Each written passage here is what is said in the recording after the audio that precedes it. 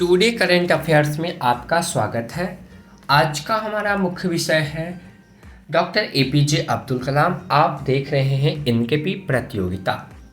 तो आखिरकार चर्चा में क्यों है? तो हाल ही में प्रधानमंत्री ने पूर्व राष्ट्रपति डॉक्टर एपीजे अब्दुल कलाम की अपनी 90वीं जयंती पर श्रद्धांजलि अर्पित की। डॉक्टर एपीजे अब्दुल कलाम के जयंती के अवसर पर 2020 में वैदिक संप्रदा साक्षरता और जागरूकता अभियान कपिला का शुभारंभ किया गया। प्रमुख बिंदु: 15 अक्टूबर 1931 को तमिलनाडु के रामेश्वरम में जन्म हुआ था। उनकी जयंती को राष्ट्रीय नवाचार दिवस के रूप में मनाया जाता है।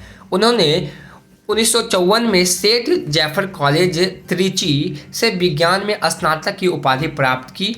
1957 में मद्रास इंस्टीट्यूट ऑफ टेक्नोलॉजी में एयरोनॉटिक्स इंजीनियरिंग में विशेषता हासिल की। वे भारत के सर्वाधिक प्रतिष्ठित वैज्ञानिक में से एक थे जिन्होंने भारत और विदेश के 48 विश्वविद्यालयों और संस्थानों से मानद डॉक्टर की उपाधि प्राप्त करने का अनूठा सम्मान उसको प्राप्त है। उन्होंने 2022 में भारत के 11वें राष्ट्रपति के रूप में शपथ ली और 2007 में कार्यकाल को पूरा किया।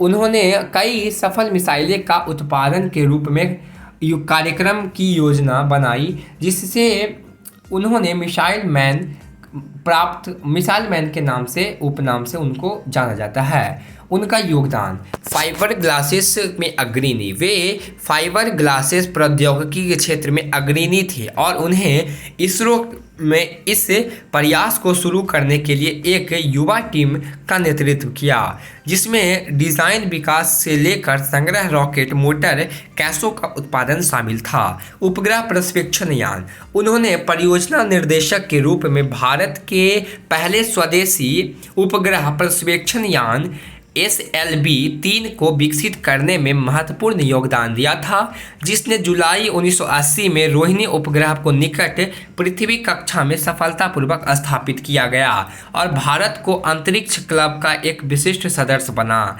वह इसरो के प्रक्षेपण यान विशेष PSLV विन्यास के विकास के जिम्मेदार थे।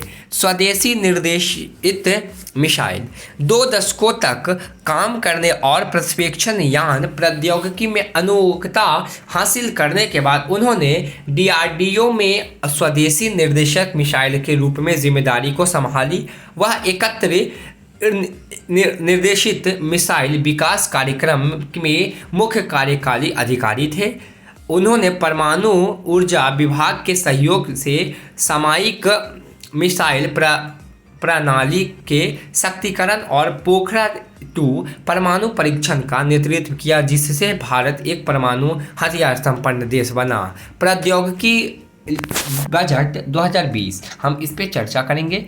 तो 1998 में उन्होंने टेक्नोलॉजी विजय 2020 नामक एक देश दिव्य योजना प्रस्तुत की, जिसे उन्होंने 20 वर्ष में भारत को कम विकसित से विकसित समाज में बदलने के लिए एक रोडमैप के रूप में वर्णित किया। योजनाओं में अन्य उपाय के अलावा कृषि उत्पादकता बढ़ाने, आर्थिक विकास के साधन के लिए कुछ भी प्रौद्योगिकी पर जोर देने तथा स्वास्थ्य देखभाल और शिक्षा तक पहुंच बढ़ाने के लिए जोर दिया है। अन्य क्या है? तो वे पूमा ग्रामीण क्षेत्र में शहरी सुविधाएं प्रदान करता है। उसके क्षेत्र में माध्यम से ग्रामीण समृद्धि लाने के लिए उत्कृष्ट था, जिसमें विज्ञान और प्रौद्योगिकी को प्रमुख भूमिका निभानी पड़ी।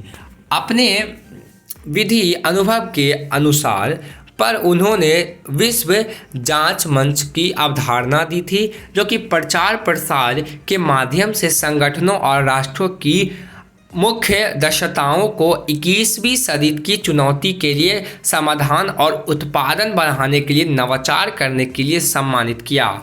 पुरस्कार इनको क्या क्या मिला था? तो उन्हें प्रतिष्ठित नागरिक पुरस्कार पद्म विभूषणम 1981 और पद्म विभूषणम 1990 तथा सर्वोच्च नागरिक पुरस्कार भारत रत्न 1997 से सम्मानित किया गया था। साहित्य कृतियाँ इन क्या क्या पुस्तक लिखे हैं, इस पे हम लोग चर्चा करेंगे। तो विंग ऑफ फायर भारत 2020 नई शहजादी के लिए एक विजय, मेरी यात्रा और प्रजापति मन, भारत के भीतर की शक्ति को अनुकृष्ट करना, आत्मनिर्भर आत्मा, मार्गदर्शन आत्माएं एवं सशक्त राष्ट्र की कल्पना, प्रेरणा, विचार आदि। इनकी जो मौत हुई थी 17 जुलाई 2015 को शिलोंग मेघालय में इनकी मृत्यु हो गई थी। तो हम लोग मिलेंगे अगले प्रोग्राम में कल, तब तक के लिए bye bye, tata, see you soon.